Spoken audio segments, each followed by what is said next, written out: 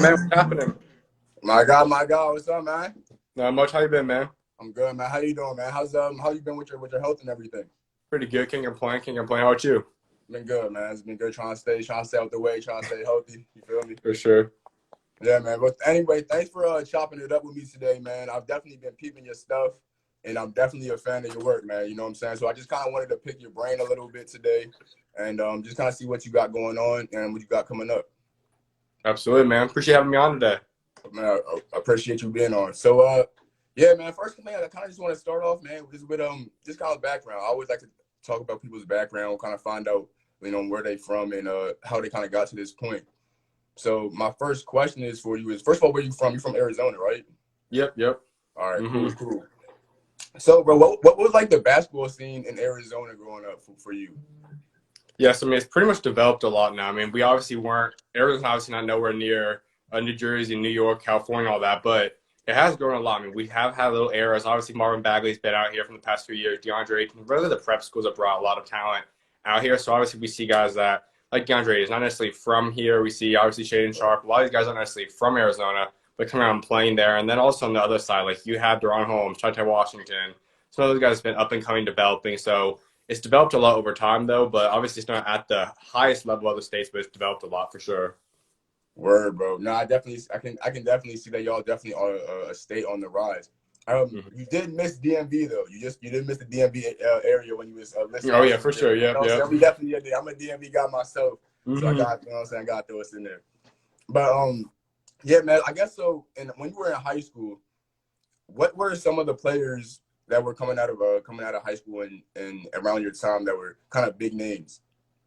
Yes, man. I only graduated about a year ago, so I mean, I'm doing online school for college, so I was only in high school about a year and a half ago, 2 years ago now, whatever. So really, it's been those most recent guys. So I'll hit Ty was in there, Deron Holmes, a couple of other type guys. Like those are kind of in my same age group. So it's really just been this past era. I mean, like I said, I'm only 19, so I've kind of been with this whole group of guys. So it's really just been the most recent guys you see. Obviously, someone's got the prep school guys coming out, like Jabari Walker and all type of guys. But it's been more than the most recent type of scheme. The past 4 or 5 years, kind of the same type of guys I've been growing up with, playing wise.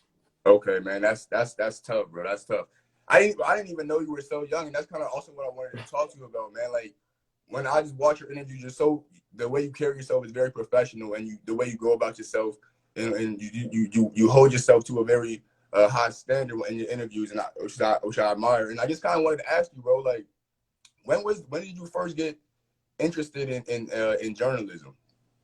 Yeah, so I mean, I kind of started playing basketball my whole life. I was kind of born into playing this game, and I pretty much did that from the time I was kindergarten, first, second grade, all the way up and through high school, throughout my sophomore, junior year. And overall, through like starting in seventh, eighth grade, I got sick, had a lot of different stuff happen where it caused me ultimately to miss the majority of my seventh, eighth, and freshman year of high school then with illness and missing not just basketball, but also school as well. So at that point, I just had to reevaluate. I was then heading into my junior season then.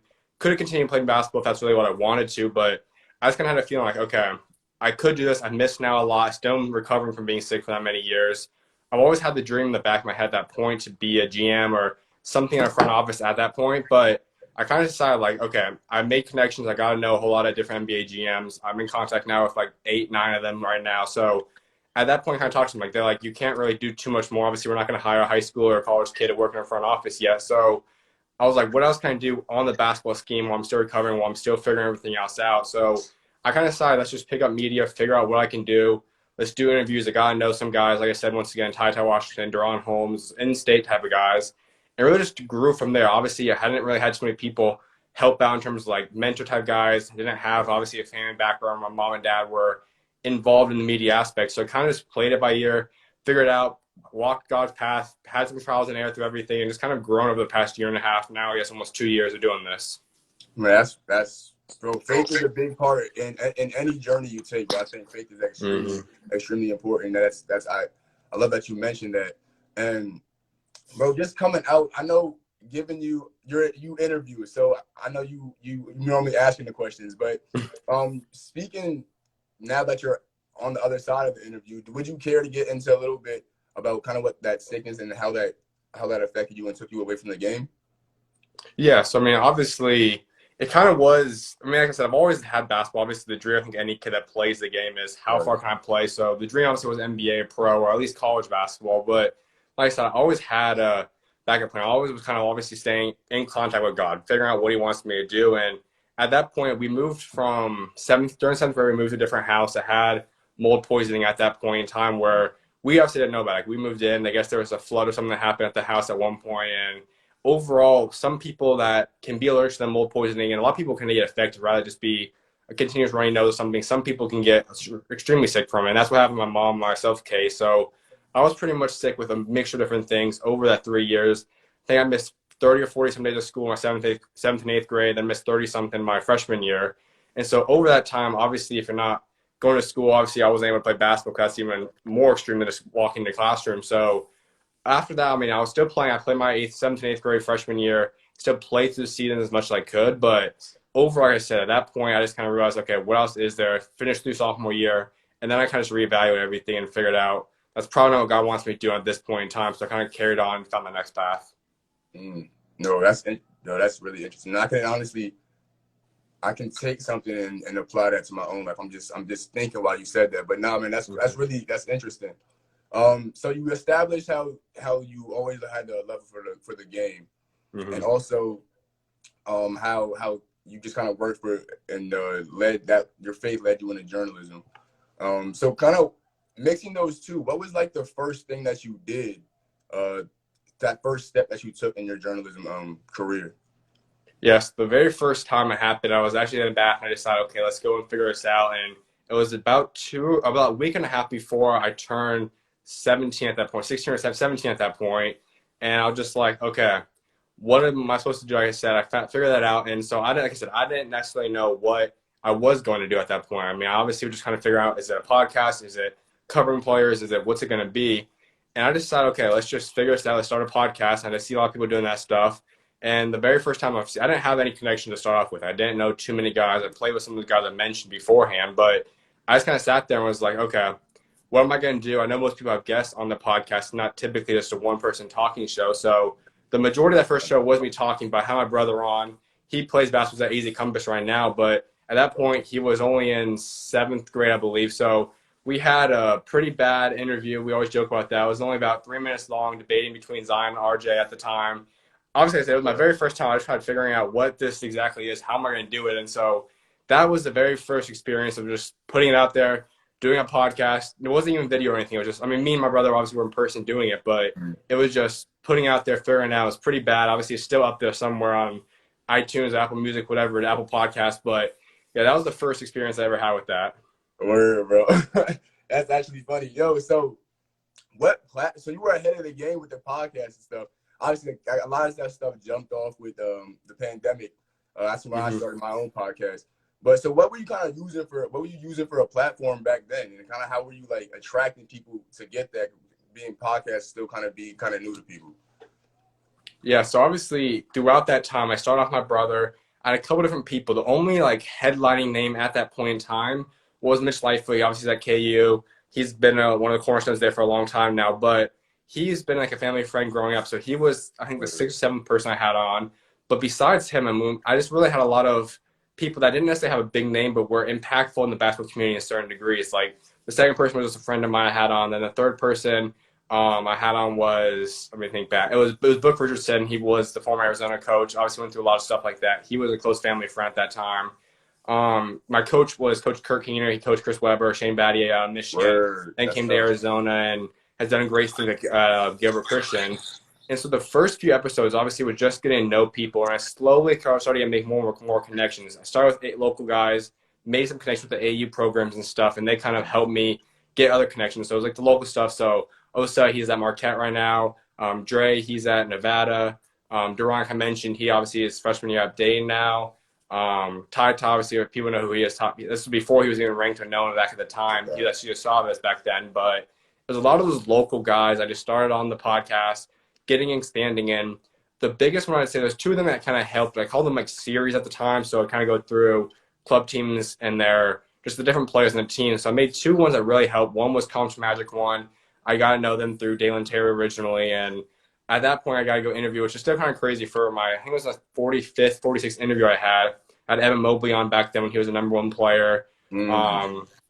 Esau, a lot of different guys that were a part of that team back then in that program at College Magic. The other one was Strive for Greatness. My brother played Bronny and all of them on that team. So I kind of got to know those guys, had quite a few of them on as well. So those were really the two first out-of-state guys. And from there, I just kind of kept growing, kept reaching out DMs, kept meeting them in public, just doing a lot of different connections in that aspect. And eventually just kind of grew to where I'm at now. Yo, all right, bro. So if that was the case, then how did you like first and before you even did that, come up with the idea to just like serve that niche of like elite high school players? Was that always because of like just your age range, or did you always have the vision of, okay, this is what I want to do?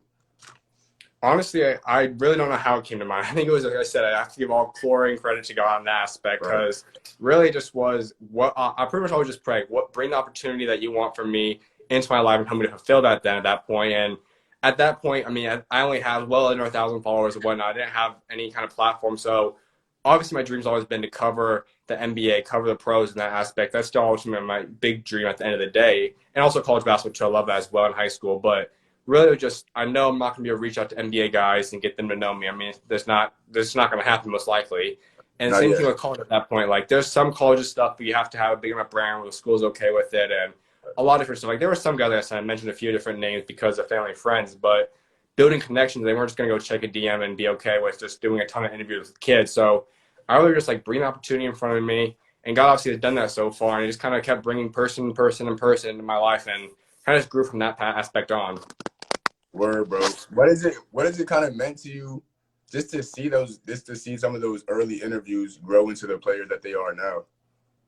That's pretty much one of the cooler things. I think, like I said, Evan Mobley, obviously, I mean, I knew at the time, I think everyone knew that he was going to be a top pick in a couple of years and whatnot. So that one wasn't really surprising in a sense, but there was a lot of different guys like you see that have taken the jump from a high school and then has become a college star now in the past few years. I mean, I still haven't got to see them all unfold. Like I said, I'm only about 2 years into this, so still a lot more guys going to be happening for that. But seeing a guy like Evan Mobley get drafted this past year, seeing a few different guys like Bones get drafted, obviously to Denver.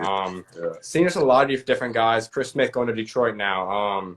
A lot of these guys that have had that journey, just even taking the jump of guys that have now interviewed guys like Kyle Filipowski and countless other guys that's been unranked players at one point. When I first interviewed, first guys to know that maybe had just a couple offers, and now they become the 5-star, top 10, top 15, top 20 type of guys. That's been awesome to see. So, I mean, I think anytime you see success for anyone, it's always just been an excitement. It's fun to see. Word, bro. Would you say that that's your favorite part of interviewing, or what is your favorite part of interviewing?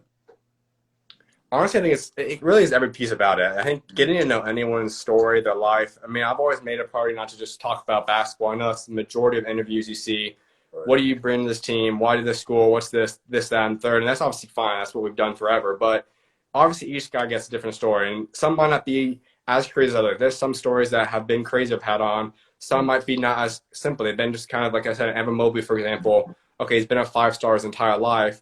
Then you go a little bit deeper even. Like, he's got other stuff besides just his glory, his basketball career, being hyped up, being all that stuff that he's gone through. So, I mean, I think each person has some type of story behind the name, rather it be insane, crazy, rather it be not as insane. Like, there's something behind just the basketball play. And so learning those stories have been great. Building connections, getting to know these basketball players has been awesome. So I think every aspect about it, like, there's not really too many, if any, complaints I could really say about the interviewing process and just getting to know guys. Bro, I think just telling the story, I think that's like the most enjoyable part for journalism to me. My question to you, bro, is kind of how do you, in your interviewing process, how do you go about asking the questions, and then even before that, retrieving the information in order to portray the best story possible for your interviewee?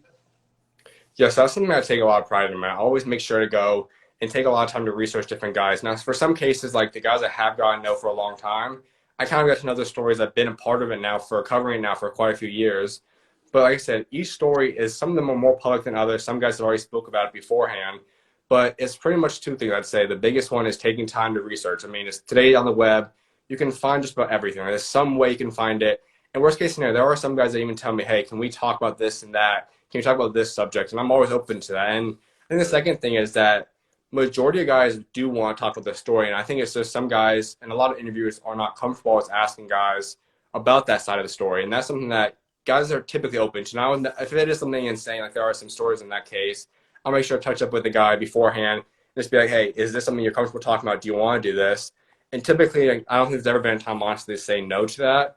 And I'll just be like, all right, let's go through it. And I'll just ask it. I know, like I said, a lot of people will be nervous about asking that side of the story, asking the type of questions. But if you just go for it, ask them, typically they're going to answer. And that's really just how you kind of go with them, kind of go with the flow. Right, bro. And yeah, because that's important, bro. Like, I think you hit the nail on the head, bro. How you approach it.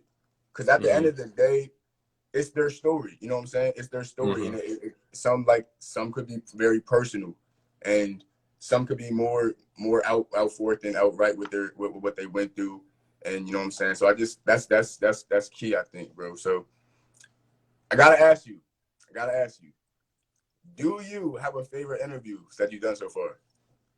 I know a lot of people ask that question. It's always hard to say which one is my favorite one. I think, like I said, each story is different. Each one is crazy, and I think you always have to look at it different ways. Like I have had the opportunity to interview some NBA guys. Those ones are special just because it's an NBA guy. I've interviewed Mo Spates. We all know him. Obviously, won championship with the Warriors. Has gone through a long NBA great career there. That one was just crazy to go through his college championship at Florida, playing with Noah and a lot of those different guys on that team, and playing with the dynamics of Golden State era, being part of that dynasty. Just going through that story was obviously one of my favorite ones. The same thing, Travion Graham was an NBA player. Devontae Kaycock, he's now a two-way with Spurs. By the time he's with the Lakers. Just a lot of those different guys. Ronnie Brewer, like a lot of the Archie Goodwin, a lot of the NBA guys have always been fun stories in that aspect. But some crazy stories, I have to say, like I think every single one I enjoy the same. They all mean the most to me. But I think some of the two crazier ones that come to mind. One is Nashana Highland Bones with Denver Nuggets. His stories are pretty insane. Yeah. Jumping from a burning house, obviously lost some family members. That story was insane.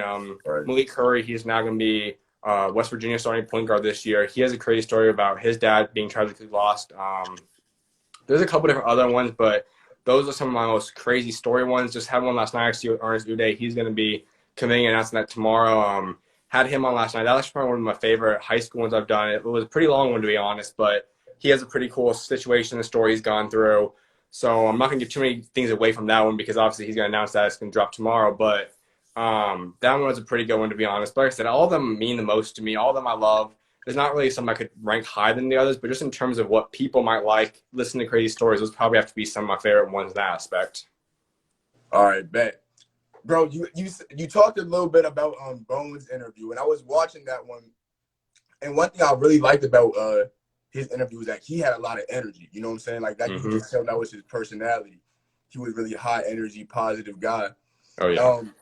So when you get guys with different type of personalities in your interviews, how do you kind of like play off of them? You know what I'm saying? Is that ever an issue, or kind of how do you like read them? You know what I'm saying? In the beginning, it was for me because I think for a lot of guys, it's just being comfortable. I mean, 99% of people have people that are comfortable with you. I mean, everyone pretty much knows how to talk in this world. It's just depending on when they're comfortable. I mean, some aren't very open to many people in this world. Some are more open than others are. So I think it's just you as an interviewer have to learn how to get that out of them. In the beginning, there were a lot of people. They didn't know who I was. I didn't know who they were yet. First time interviews. And I didn't really know what to do. So there were some that were only like 7, 8 minutes, 9 minutes long back in the beginning when I first started. But I've seen that past year now. I mean, there's some that are still shorter than others. Obviously, there's some that might be 20, 25 minutes, but that's still a great length. They're still obviously open about a lot of things. And sometimes it's not even their fault. Just a lot of time with high school guys, they haven't gone through as much yet. They haven't gone through a college career. They haven't gone through a draft process. They haven't gone through a transfer portal or something like. There's a lot less to talk about as high school. So it's not necessarily even their fault at this point. But just really getting to know each guy, having them open up, and kind of finding a way to play around that, because it might take a few minutes. It might take 4, 5, 6 minutes to get into the interview. But there are obviously, eventually you'll click with the guy. Eventually the chemistry will come in. You just kind of keep going with the conversation. Then it'll kind of flow from that point going forward. Like just finding some common ground. Mm-hmm. All right. So basketball has always been that common. Basketball has always pretty much been that common ground that you been able to find. Yeah. Word, bro. So last question before I get you go, bro. What do you upcoming NBA season? West Finals. Who you got? Obviously, I got Lakers in there for sure. They're a lock, I think. Lakers and Nets are my finals prediction. But okay. I say it's gonna be Lakers. They're gonna obviously win it from the West side at least. Going against them, I'm not sure. I mean, I might have to say Golden State, Yes, given us the sir. obviously healthy, have Klay Thompson healthy and Wiggins and all them. I like that.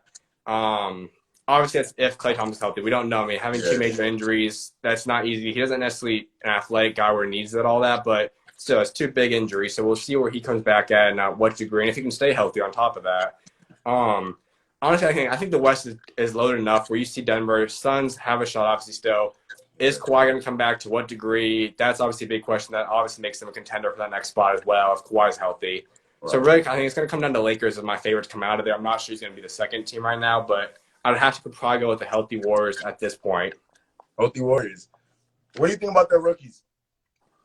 I like them. I mean, I got to know Moses Moody pretty well over the past few years, so he's a great guy. He's going to be a big time piece. I mean, I think it's kind of hard. Like, balancing the young aspect with the win now mentality is very tough, especially when you're talking about lottery picks. I mean, you look at Brooklyn, you get a Cam Thomas, you can throw him on in there. You get a couple different situations like that can pan out and be fine. But when you're talking about lottery picks, they obviously have a little bit different expectation. Now, Cam Thomas should have been a lottery pick to begin with, but like these guys that have expectations, two guys of being at lottery pick, they're supposed to be developing, especially Kuminga is more of a development project. So it's going to be interesting to see how they balance that. Obviously, I think G League will be in store for both of them for a lot of the season, but how do they perform? Like, can you get the minutes here and there? Can you obviously you're going to rest the guys here quite a few minutes. Like, you're not going to play Draymond 82 games this year, most likely. Wiggins would probably sit probably part of his 10, 15 games if he's healthy. Like, there's going to be guys you rest, so that's going to be critical. Can you get them to develop? And we've seen it. Spurs did just that with Kawhi Leonard. They're obviously doing that even with Jordan Poole recently. You've seen that with Kevon Looney on that same team. Like, you can get minutes for young guys just depending on how you develop them. Moody will be a very good NBA player. Obviously, we're going to see now with Kuminga, he has a lot of upside. I love his potential. Just can they get the minutes for him to develop and become what he can? Or it could even be a trade sometime. Could we see a package deal of Jordan Poole, Moody, Kuminga, maybe another big contract to go out there and get them? That could also be something we could be interested in seeing it during the time as well. Yo, man, you definitely, you said you want to be a GM, right? Potentially, man. I'll go with media for now, but that's definitely my backup plan. Hey, man, look, it sounds like you know what you're doing. I'd hire you if I was on the team. You feel me?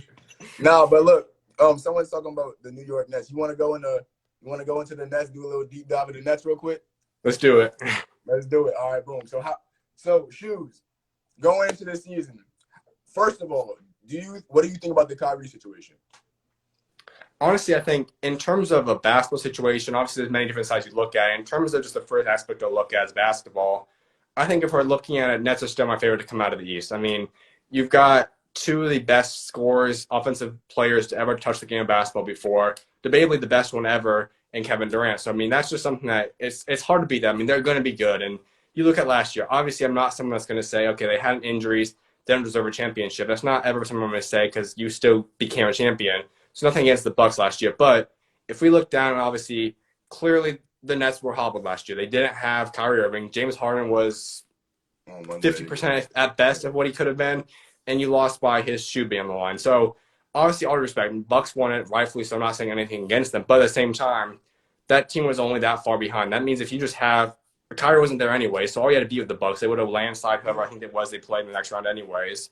All you had to do is that. So you just get a healthy Harden alongside him. They're going to go through the Bucks, and plus you add on Patty Mills, who's been one of the best backup point guards for the past decade. You add in Cam Thomas, who's going to be a factor. You add in Paul Millsap, who is not the all-star Paul Millsap anymore, but he still can play. Don't get me wrong. LaMarcus Aldridge can still easily get you 12 and 6 any night. Nick Claxton's going to have another development season. Like, you're going to have a lot of pieces on this team. So I don't think there's a team in the East that can stop them. I think they're still going forward with or without Kyrie, especially if you're adding Kyrie. They're going to be easily favorites to win it all, I think. But getting through the East, I think they're still easily going to come out on top out of the East. So it's going to be Lakers and Nets, in my opinion. And who you got coming out? Who got coming out with the championship? I have to say, especially if Kyrie's playing, which I think there's a chance he's going to get vaccinated before the playoffs. I mean, that's still, 6 months away from now? I think he could possibly come along. Maybe even the rules change in New York. They finally open it up. I don't know what's going to happen. If Kyrie's there and they're 100%, I'm taking the Nets with ease. Right now, it's going to be between the Lakers and Nets. It's really tough to say. Like I said, there's so many ups and downs. Who's healthy, who's not healthy at that point. But I would have to give the Nets an edge by a little bit. Especially if Kyrie's there, they're going to go 4-2, I'd say. But without Kyrie, it's going to go to 7 games, and I'd go by Nets by a square bit, but I wouldn't be surprised if the Lakers win that one at all, though. Boom, there we got it. There we have it. The SchuZ report. All right, man. Yo, man, look, first, I really appreciate you coming out here and chopping it up with me, man. Best of luck to you in your upcoming interviews. I'll definitely be watching. So, man, like I said, just thank you, and have a good rest of your night, man. Absolutely, man. Appreciate having me on today. Alrighty, bro. Be easy. All right, you too, man.